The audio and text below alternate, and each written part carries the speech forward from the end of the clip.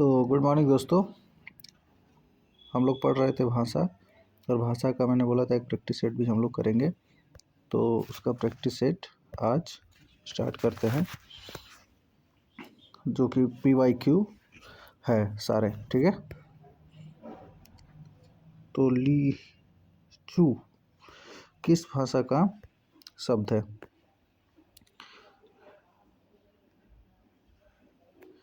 ये जो है चीनी भाषा का शब्द है। और चीनी भाषा जो है चाय, लीची, ये सब भी लीची भाषा के ही शब्द हैं। जो हमारा अगला क्वेश्चन है, लौकिक संस्कृत डैश और अपभ्रंश हिंदी भाषा का उचित विकास क्रम में है। तो लौकिक संस्कृत और अपभ्रंश, इसके बीच में कौन कौन सी आएगी बताइए। क्या होगा? पाली और प्राकृत, संस्कृत प्राकृत, वैदिक भाषा और पाली, प्राकृत और पाली। मैंने हिंदी भाषा का विकास जब हम पढ़े थे, उसमें हमने देखा था कि सबसे पहले आता है संस्कृत। क्या आता है? संस्कृत। संस्कृत के बाद क्या आता है? पाली। और पाली के बाद क्या आता है? प्राकृत, है ना। तो ये जो है सही क्रम है, ठीक है। तो पाली और प्राकृत, संस्कृत के बाद क्या आएगा? पाली और प्राकृत। तो जो हमारा करेक्ट आंसर हो जाएगा पाली और प्राकृत, ऑप्शन ए, ठीक है। यही जो है सही क्रम है। यहाँ क्रम दिया हुआ है, आप देख सकते हैं। संस्कृत के बाद पाली, पाली के बाद प्राकृत, प्राकृत के बाद आता है अपभ्रंश। अपभ्रंश ही बिगड़ा हुआ रूप है आहवट, और इसी आहवट से विकास हुआ है हिंदी का। अब आते हैं थर्ड क्वेश्चन पे। हिंदुस्तानी भाषा का रूप क्या है? हिंदुस्तानी भाषा का रूप क्या है? UPSI 2021 का ये क्वेश्चन है, ठीक है। बताइए। दक्षिणी हिंदी है, संस्कृतनिष्ठ है, ब्रज अवधि का मिश्रित रूप है, या हिंदी उर्दू का मिश्रित रूप है? हम लोग देखिए, हिंदुस्तानी भाषा क्या है, जैसे हम जो डेली बोलते हैं तो हिंदी उर्दू का शब्द का ज़्यादा इस्तेमाल करते हैं, है ना। तो ये जो हिंदुस्तानी भाषा है, ये हो जाएगा हमारा हिंदी और उर्दू का ये मिश्रित रूप है। ये करेक्ट आंसर हो जाएगा, ठीक है। देखिए यहाँ एक्सप्लेनेशन भी है।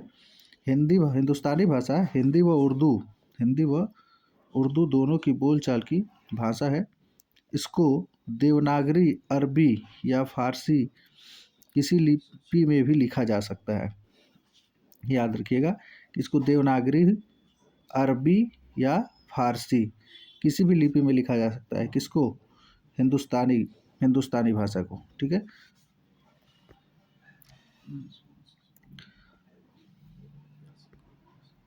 अब आते हैं क्वेश्चन नंबर 5 पे। इनमें से किस राज्य की मुख्य राजभाषा हिंदी नहीं है? हिंदी नहीं है। आपको पता है असमिया में असम की जो असमिया जो है वो असम की राजभाषा है। ये हमारा हो जाएगा करेक्ट ऑप्शन, ठीक है। जब हम हम लोग थ्योरी पढ़े हैं, उसमें जाके आप देखिएगा, आपको अच्छे से उसमें दिख जाएगा एक एक चीज़। मीराबाई के पद राजस्थानी भाषा की किस बोली में लिखे गए हैं? देखिए ये जो है वो बेसिकली आपको पता है कि राजस्थानी जो भाषा है, ठीक है, राजस्थानी में मेवाती, मालवी और मारवाड़ी यही भाषा बोली जाती है। लेकिन यहाँ पे जो मीराबाई के पद ये जो लिखे हुए हैं, ये स्पेशली मारवाड़ी में ही लिखे हुए हैं, ठीक है। यहाँ एक्सप्लेनेशन दिया हुआ है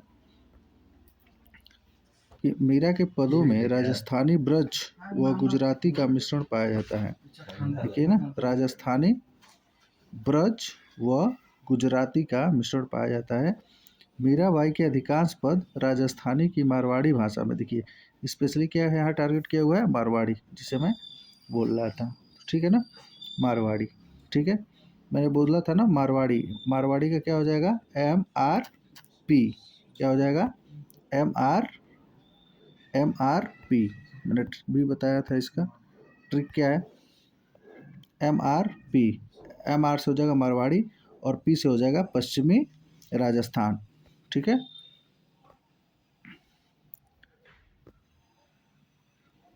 नेक्स्ट क्वेश्चन, ब्रज भाषा इनमें से किस रूप में सर्वाधिक प्रसिद्ध है, बताइए। मैंने कल ही अभी जो कल जो हमने पढ़ा था लेक्चर, उसमें देखा था कि ब्रज भाषा की बहुत सारी रचनाएं हैं जो लिखी गई हैं, है ना। कितने सारे कवियों ने उसमें अपना रचना किया हुआ है। तो मैंने हिंट आपको दे दिया है, जल्दी से आप उसका आंसर बताएं। तो इनमें से किस में सर्वाधिक है, वो है काव्य भाषा। अभी हिंट दिया ना, मैंने कल लिखाया था कितने सारे, जैसे सूरदास हो गए, ठीक है, रसखान हो गए, ये सभी लोग क्या है काव्य भाषा के ही कवि हैं। यहाँ पे एक्सप्लेन कर देता हूँ, यहाँ पे एक्सप्लेनेशन है। ब्रज भाषा काव्य भाषा के रूप में सर्वाधिक प्रसिद्ध है। ठीक है, जो भक्ति काल के जो प्रमुख भाषा ब्रज रही है, इसका विकास किससे हुआ है, सरसौनी अपभ्रंश से हुआ है। ये भी क्वेश्चन आपसे पूछ सकता है। ठीक है, देखिए सूरदास हो गए, रसखान हो गए, रहीमदास हो गए, घनानंद हो गए, है ना, ये सब किसके हैं, ब्रज भाषा के कवि हैं। ठीक,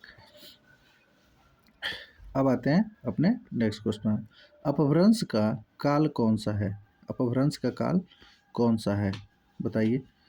अपभ्रंश का काल कब से कब तक है, मैंने बताया है, ये लेक्चर में हम लोग पढ़ भी चुके हैं। आइए, अपभ्रंश का काल कब से है, वो हो जाएगा 500 से ईस्वी से 1000 ईस्वी तक। ठीक है, एक्सप्लेनेशन देख लेते हैं।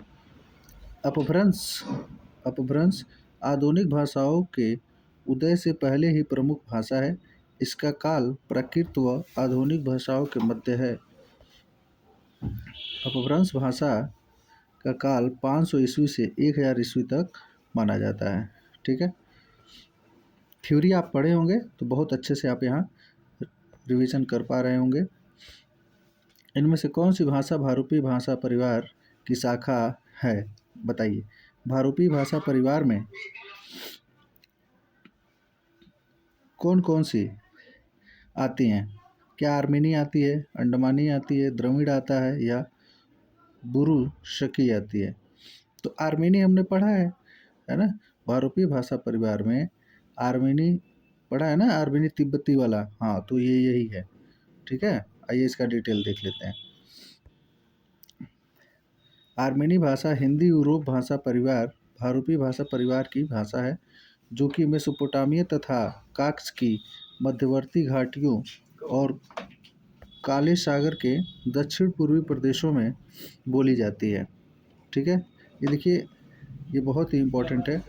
जितने भी हम अपभ्रंश पढ़े हैं और अपभ्रंश के बाद भारूपी भाषा परिवार में आने वाले जितने भी क्या बोलते हैं उसके शाखाएं पढ़े हैं, ठीक है ना, वो एकदम पैटर्न पे याद होने चाहिए, तभी जो है कि ऐसे क्वेश्चन हम कर पाएंगे। ठीक है, नेक्स्ट क्वेश्चन, संस्कृत किस परिवार की भाषा है, ये तो बहुत ही आसान है। तो संस्कृत किस परिवार की भाषा है, पता है, आगे में नहीं आएगा, द्रविड़ में नहीं आएगा, आर्य में ही आएगा, है ना, आर्य भाषा परिवार में ही आएगा, है कि नहीं। चलिए आइए इसका डिटेल देख लेते हैं। संस्कृत एक हिंद आर्य भाषा है, जो हिंद यूरोपीय भाषा परिवार की एक शाखा है। ऐतिहासिकता की दृष्टि से यह संसार की सभी शाखाओं की जननी है। ठीक है ना। क्वेश्चन नंबर 17, दक्षिण भारत की भाषाएं किस परिवार की हैं, ये तो आपको पता ही होगा, द्रविड़। सबसे इजी क्वेश्चन है ये, इसका आंसर क्या हो जाएगा, द्रविड़।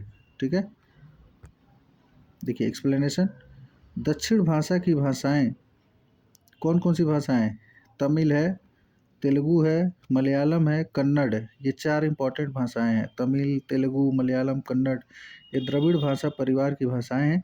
इनमें से तमिल सबसे पुरानी है। मैंने ये क्वेश्चन सेम टू सेम का थ्योरी में मैंने इस चीज़ को बताया है।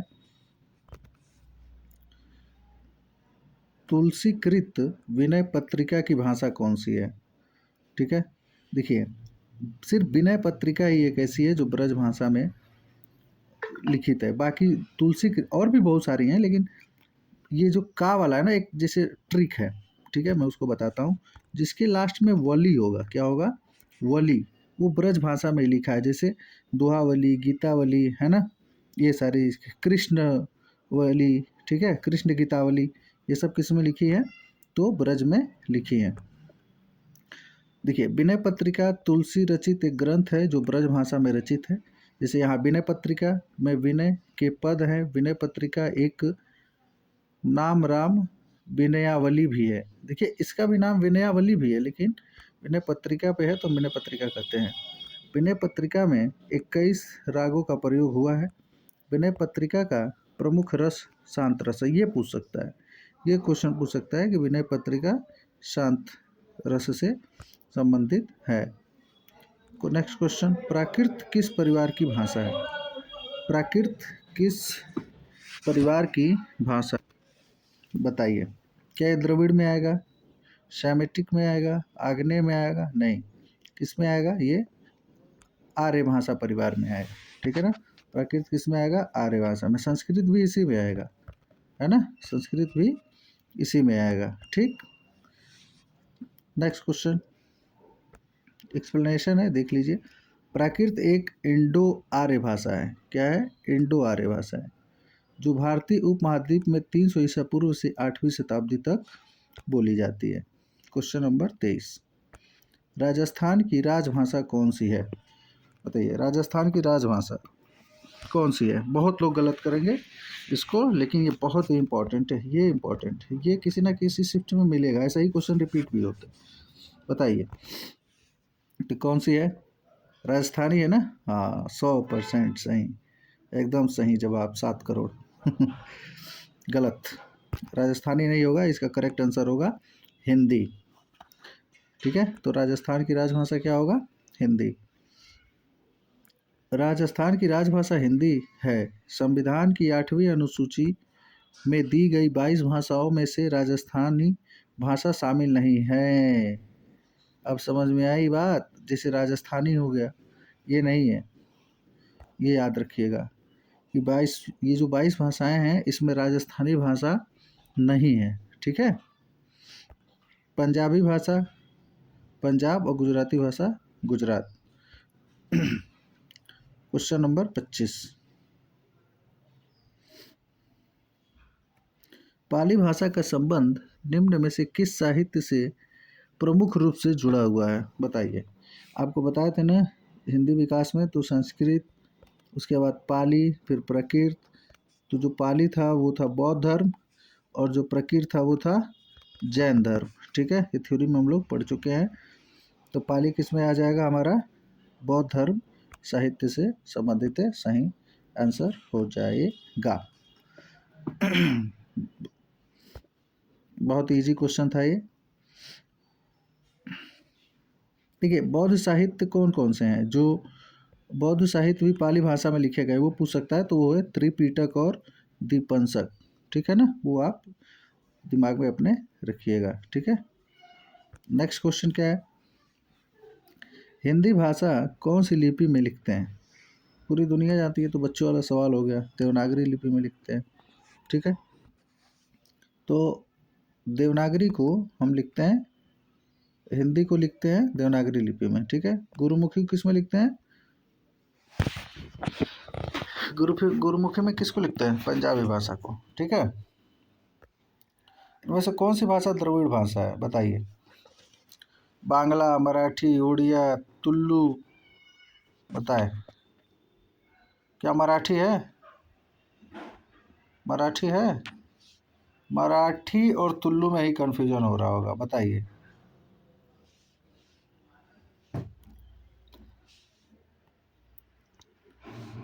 तो तुल्लु है, मराठी नहीं है, ये याद रखिएगा। मराठी नहीं है। द्रविड़ भाषा में सिर्फ 5 हैं, उसको याद रखिएगा। वो कौन कौन से अभी पिछले वाले क्वेश्चन में ही बताएं। तमिल है, तेलुगु है, कन्नड़ है ना, मलयालम है, क्या है, मलयालम है और तुल्लु है। ये 5 भाषाएं बहुत इंपॉर्टेंट हैं, ठीक है। तमिल, तुल्लु, तेलुगु, 3 तो से हो गया, एक कन्नड़ और एक मलयालम। मराठी नहीं है, ये अपने सबसे इम्पोर्टेंट है। ये मराठी को आप दिमाग में रखिए, मराठी नहीं है तो नहीं है बस। अगर ये लर्न दिमाग में रहा ना कि मराठी नहीं है तो आप एलिमिनेट कर लेंगे, मराठी नहीं है, बाकी तो आपको कन्फ्यूजन ही नहीं होगा। अब आते हैं 31। पौम चेरियू किस भाषा की रचना है? पौम चेरियू, चेरियू किस भाषा की रचना है? बहुत इंपॉर्टेंट है। कौन लिखा है ये भी बताइए, बताइए बताइए कौन लिखा है। देखिए पौम चिरो जो है इसे लिखे है स्वयंभू, है ना। कौन लिखा है? स्वयंभू लिखे हैं, ठीक है। कौन लिखा है? स्वयंभू। थोड़ा पतला सा लिखते हैं, बहुत मोटा चल रहा है ये।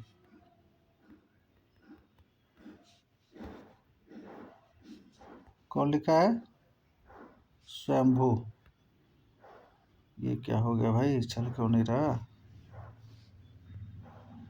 फिर मोटा हो गया।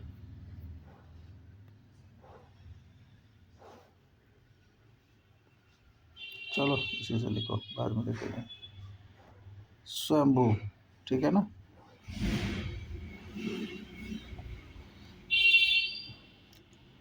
और किस भाषा की रचना है ये? तो ये है अपभ्रंश की। किसकी है? अपभ्रंश की। आइए इसका थोड़ा डिटेल देख लेते हैं। पौमचरयू, पौमचरयू राम कथा पर आधारित अपभ्रंश का एक महाकाव्य है। किस पे आधारित है? राम कथा पर। इसके रचयिता जय कवि स्वयंभू है, ठीक है ना। इस समय 12,000 पद हैं। कितने पद हैं? 12,000। देखिए फिर से वही क्वेश्चन रिपीट हुआ है। इनमें से कौन सी भाषा द्रविड़ भाषा नहीं है? द्रविड़ भाषा नहीं है, बताइए। अभी बताया ना 5 भाषा है, क्या उसमें कहीं आप कोई देखे हैं? देखे हैं कहीं कोई? नहीं ना, फिर तो कोई है। मलयालम है क्या? मालवी है क्या? नहीं है, हो गई गलती।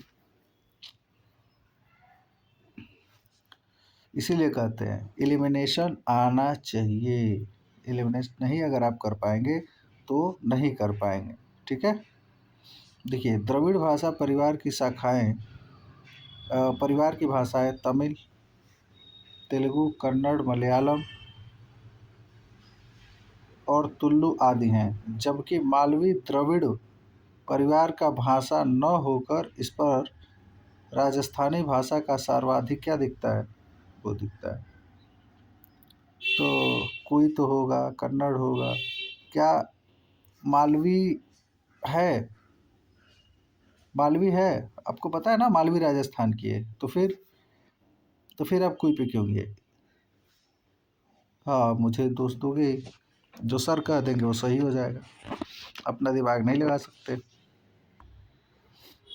चलो ठीक है, इसका हो जाएगा मालवी। अरे मालवी राजस्थान में बोला जाता है ना, अभी तो बताया था मालवी, मालवी या में यू, है ना, मतलब उत्तरी राजस्थान में वो बोला जाता है। चंदायन किस भाषा का काव्य है? चंदायन बताए, चंदायन किस भाषा का काव्य है और इसे किसने लिखा है? क्या राजस्थान से संबंधित है? पहाड़ी, मैथिली, अवधी? बताएं। इसका करेक्ट आंसर होगा अवधी। देखिए मुख्य रूप से जो ब्रज भाषा हो गया, अवधी हो गया, अपभ्रंश में लिखा गया, पाली में लिखा गया, प्रकृत में लिखा गया, और कुछ जो है कि मैथिली में लिखा गया, खड़ी भाषा में भी, खड़ी बोली में भी लिखा गया। ऐसे कुछ प्रमुख बोलियां हैं जिसमें कुछ ऐसी रचनाएं हैं महत्वपूर्ण, उसे आप अलग से एक सेशन में करेंगे, क्योंकि देख रहे हैं PYQ में वो ज़्यादा है ये। बाकी जो हम भाषा और बोली चैप्टर पढ़े हैं उसमें हमने कर भी रखा है कुछ, और कुछ और उसे हम करेंगे, ठीक है। तो इसका एक्सप्लेनेशन ये है कि चंदायन मूलका दाऊज कृत हिंदी का ज्ञात प्रथम सूफी प्रेमा काव्य है। इसमें नायक लोर, लोरिक और नायिका चंदा की प्रेम कथा वर्णित है। चंदायन अवधी भाषा में लिखा गया है। किस में लिखा गया है? तो अवधी में लिखा गया है। ठीक है, अब आते हैं हम 37 क्वेश्चंस पे। भाषा की दृष्टि से हिंदी प्रदेश के अंतर्गत निम्न में से कौन शामिल नहीं है? भाषा की दृष्टि से हिंदी प्रदेश के अंतर्गत निम्न में से कौन शामिल नहीं है? बताइए, हिंदी प्रदेश के अंतर्गत कौन सा शामिल नहीं है? बिहार हिंदी है, दिल्ली है, आंध्र प्रदेश। देखिए, ए और सी में तो कन्फ्यूजन नहीं है, कन्फ्यूजन होगा बी और डी। बताएं। देखिए, हिमाचल प्रदेश, बिहार, दिल्ली, है ना, यूपी, झारखंड, राजस्थान, ये सब जो है हिंदी भाषी प्रदेश हैं। लेकिन आंध्र प्रदेश जो है वो हिंदी भाषी प्रदेश नहीं है। ठीक है ना। आंध्र प्रदेश में क्या बोलते हैं, कौन सी बोली बोलते हैं? बताइए, कमेंट करके बताइएगा। ठीक है, आइए इसका एक्सप्लेनेशन देखते हैं अच्छे से।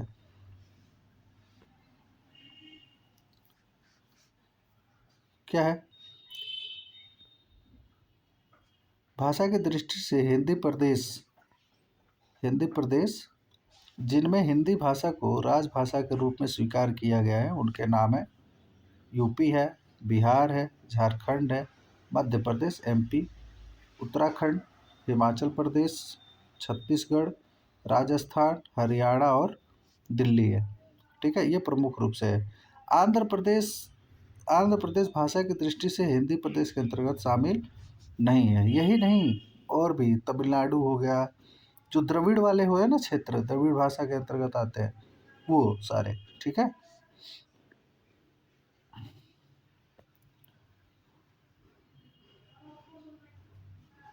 चलते हैं नेक्स्ट क्वेश्चन। अपभ्रंश भाषा किस परिवार की भाषा है? बताएं। अभी हमने पढ़ा, अभी ये क्वेश्चन रिपीट हुआ है, ये तो आर्य भाषा का ही परिवार है अभी। ठीक है, देखिए, अपभ्रंश भाषा आर्य परिवार की भाषा है। यह भारतीय आर्य भाषा के मध्यकाल की अंतिम अवस्था है। क्या है? अंतिम अवस्था है, जो प्राकृत और आधुनिक भाषाओं के बीच की स्थिति को बताता है। उसे ही तो बिगड़ा हुआ रूप कहते हैं ना, इसीलिए कहते हैं। चलिए नेक्स्ट क्वेश्चन।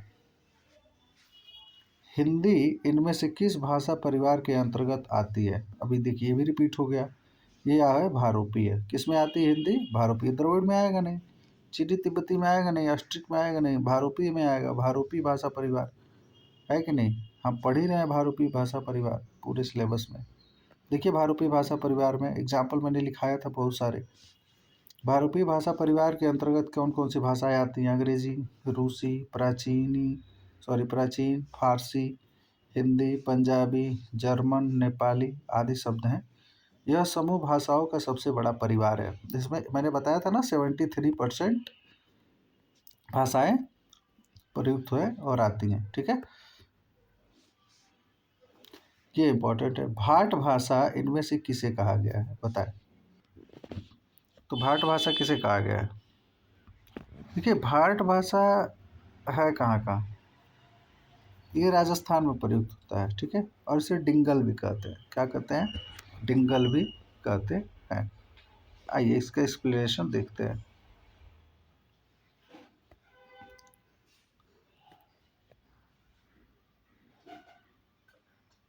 भाट भाषा, भाट जो शब्द है वो संस्कृत भाषा के भट्ट से बना है। किससे बना है? भट्ट से बना है। राजस्थान में विभिन्न जातियों की वंशावली रखने वाले लोग भाट कहलाते हैं। ठीक है ना। डिंगल को भाट भाषा कहा जाता। जो डिंगल है इसका क्षेत्र बहुत बड़ा है। ठीक है, देखिए इसकी जो लिपि है ना वो नागरी लिपि है। कौन सी लिपि है? नागरी लिपि। पूरे सिलेबस में कहीं दिखेगा नहीं, ये आपको इसी में मिलेगा।